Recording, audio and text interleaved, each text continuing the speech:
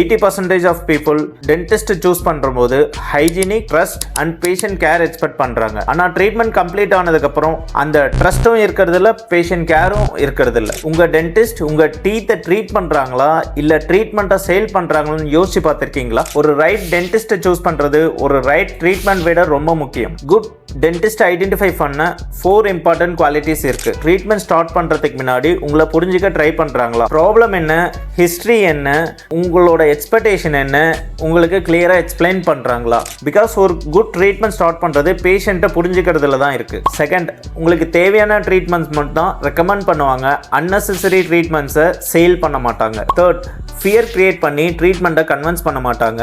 Urgent pressure பண்ணாமல் அந்த ட்ரீட்மெண்ட்கான problem என்ன, பெனிஃபிட்ஸ் என்ன, ரிஸ்க் என்ன அப்படின்னு சொல்லி பேஷண்ட்டுக்கு கிளியராக புரிஞ்சுக்கிற மாதிரி எக்ஸ்பிளைன் பண்ணுவாங்க. பிகாஸ் பேஷண்ட்டுக்கு புரிஞ்சிருச்சு அப்படின்னா ட்ரஸ்ட் ஆட்டோமேட்டிக்காக வரும். ஃபோர்த், ட்ரீட்மெண்ட் முடிஞ்சதுக்கப்புறம் ஃபாலோ பண்ணுவாங்க, ரெக்வரி பற்றி கன்சர்ன் பண்ணுவாங்க, டவுட் இருந்தால் சப்போர்ட் பண்ணுவாங்க.